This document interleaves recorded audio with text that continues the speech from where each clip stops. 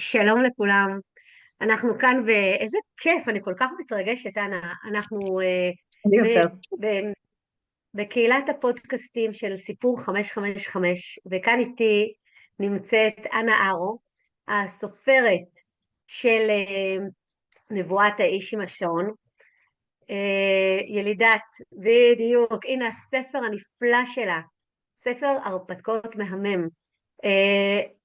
אנה היא ילידת ברית המועצות לשעבר, אימא לשלושה מתבגרים שובבים, ויחד איתי חלק מאורות הצפון, קהילת סופרים של סופרי פנטזיה, שאיתה הגענו בעצם להקליט פה בפודקאסט הנפלא של 555, של סטורי 555. אז אנה, בואי תציגי קצת את הספר. אז אני מאוד שמחה וגאה להציג את נבואת האיש עם השעון, ואני מתרגשת הרבה יותר ממך. זו פעם ראשונה שאני בראיון, בפודקאסט, אז תסלחו, אם אני אתחיל לדבר דברים לא קשורים, אז באמת תסלחו לי.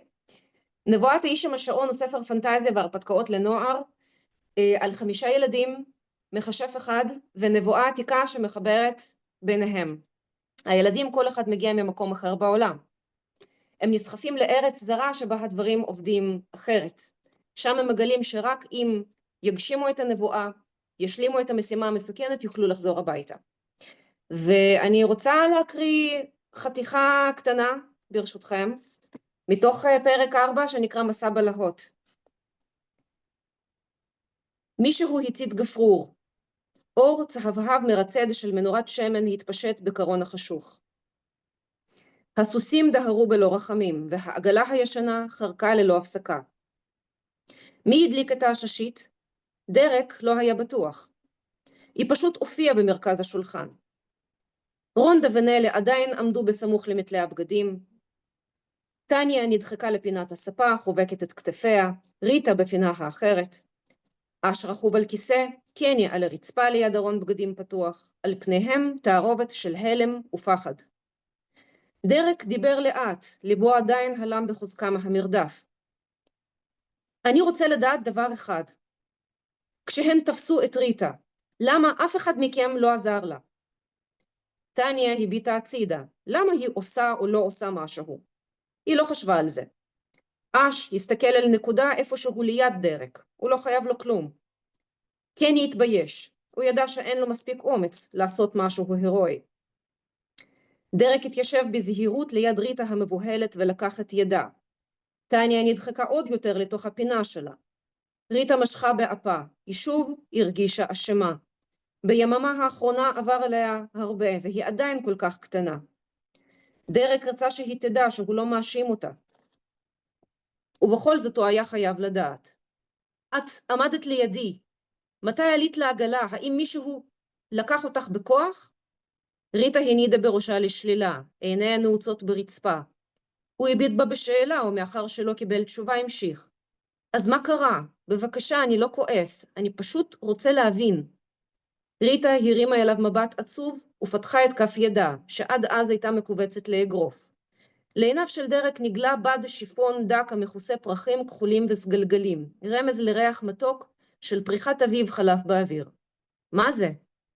דרק, אתה לא זוכר? זה הצעיף של אמא. דרק נבוך. איך לא זכר מה לבשה אמו ביום האחרון שראה אותה בחיים?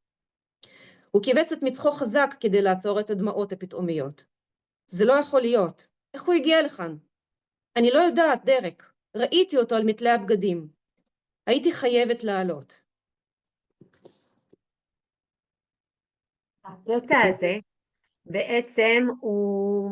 בואי, תני לי קצת רקע לסיפור, כי נורא לי שהשומעים שלנו רוצים קודם כל להכיר את הפואנטה של הסיפור, ואחר כך אנחנו נתחיל בעצם. אז יש לנו 5 ילדים. 4 מהם מתבגרים, דרק, טניה, אש, שזה לא שמו האמיתי, אש וקני, ויש את אחותו הקטנה של דרק שקוראים לה ריטה. כולם מגיעים ממקומות שונים בעולם. במהלך הסיפור זה לא כל כך משנה אפילו מאיפה, אבל כולם מגיעים למקום אחד, הם מצליחים להבין אחד את השני, לתקשר אחד עם השני, אבל לא מיד הם סומכים אחד על השני ובכלל מסתדרים, מצליחים להסתדר.